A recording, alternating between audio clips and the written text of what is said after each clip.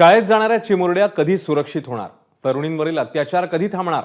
हे सवाल उपस्थित करण्याचं कारण आहे मुंबईत वाढलेल्या अत्याचाराच्या घटना। कुठे मित्रच मैत्रिणीवर बलात्कार करतोय तर कुठे रिक्षाचालक भक्षक होतोय। महिला सबलीकरण सक्षमीकरण करताना महिलांची सुरक्षा विसरून चालणार नाही। महिलांवरील अत्याचार थांबवायचे असतील तर ठोस पावलं उचलणं गरजेचं आहे। हा संताप, हा राग आज व्यक्त करण्याचं कारण म्हणजे मुंबईतल्या 4 घटना। पाहूया असुरक्षित मुंबईवरचा हा एक रिपोर्ट। मायानगरीत महिला असुरक्षित। मुंबईत 24 तासात बलात्काराच्या 4 घटना। दिल्ली निर्भया घटनेची मुंबईत पुनरावृत्ती। घराबाहेर पडलेली आपली मुलगी, बहीण, आई, पत्नी, मैत्रीण या पुन्हा घरी सुरक्षित पोहोचतील ना अशी भीती मनात गडद होतीये।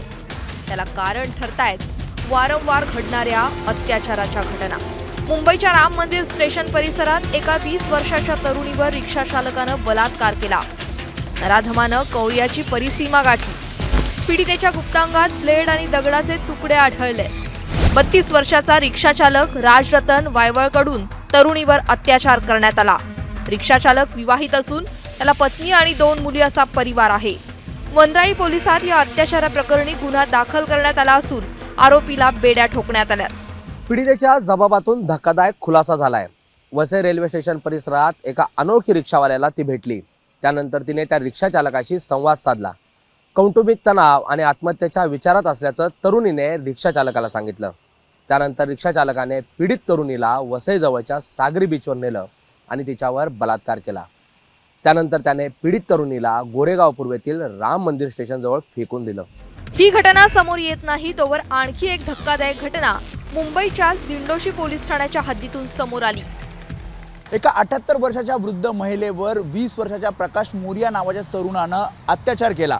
घरातल्या सीसीटीव्ही कॅमेऱ्यामध्ये ही सगळी घटना कैद झाली आणि पोलिसांनी आरोपीच्या मुसक्या आवळल्या।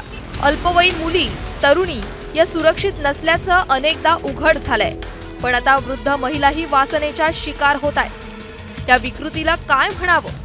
आता तर असं झालंय की ओळखीच्यांवर, मित्र परिवारावरही विश्वास ठेवायला नको।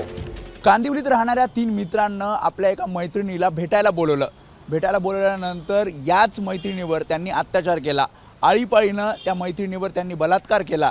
एवढ्यावरच ते थांबले नाहीत, तर त्यांनी या सगळ्याचं चित्रीकरण केलं।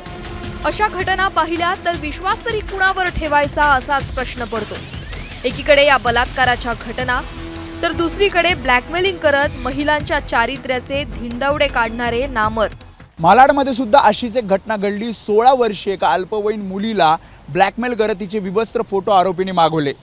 फोटो मिळाल्यानंतर ते कॉलेजमधील तरुणांना दाखवत व्हायरल केले। त्यानंतर मुलीनं हिम्मत करत पोलिसात धाव घेतली आणि आरोपी गजाआड झाला। चीड आणणाऱ्या या घटना पाहून काही सवाल उपस्थित होत आहेत।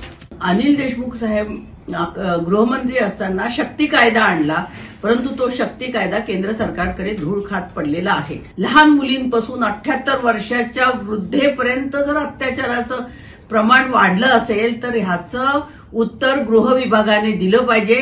सर्व पोलीस फोर्स, सगळे पोलीस व्हीआयपींच्या संरक्षणासाठी, लोकांच्या संरक्षणासाठी, आम्हा महिलांच्या संरक्षणासाठी नाहीयेत। गृहमंत्री म्हणून आपण नेमकं काय करताय? खरंच महिलांना मोकळेपणाने श्वास घेण्यासारखी मुंबई आपण ठेवणार आहात का, की कर्तृत्ववान आणि स्वतःच्या पायावर उभ्या राहू पाहणाऱ्या मुलींनी ज्या वेगवेगळ्या शिफ्टमध्ये काम करतात या मुलींना मोकळा आणि निर्भीडपणे श्वास घेण्यासारखी मुंबई आपण खरंच ते वातावरण देऊ शकणार आहात का? गृहमंत्री महोदय, याचं उत्तर आपण दिलं पाहिजे। ह्या जर घटना घडल्या असतील त्याचा निषेधच आहे, त्याच्यावर कडक कारवाई झाली पाहिजे। परंतु या संदर्भातले गुन्हे दाखल झाले असतील त्याची पूर्ण माहिती घेणं आवश्यक आहे आणि ती माहिती घेऊन मी सांगेन। परंतु अशा पद्धतीचे प्रकार जर घडत असतील तर ही प्रवृत्ती ठेचून काढण्यामध्ये शासनानं पुढाकार घेतला पाहिजे, गृहमंत्र्यांनी पुढाकार घेतला पाहिजे, अशी आमची प्रामाणिक भावना। महिला अत्याचारासंदर्भातला शक्ती कायद्याला विलंब का होतोय? महिला सुरक्षेसाठी स्थापन दामिनी पथकाचं काय झालं? शिफ्ट ड्युटीमध्ये काम करणाऱ्या महिलांच्या सुरक्षेचं काय? घराबाहेर जाऊन शिक्षण घेणंही मुलींसाठी असुरक्षित झालंय का? घरात राहणाऱ्या वृद्ध महिलाही आता सुरक्षित नाहीत का? पोलिसांचं संख्याबळ मुंबईत सुरक्षेसाठी कमी पडतंय का? या सर्व प्रश्नांकडे उघडा डोळे आणि बघा नीट. ब्युरो रिपोर्ट, एबीपी माझा, मुंबई. एबीपी माझा, उघडा डोळे बघा नीट.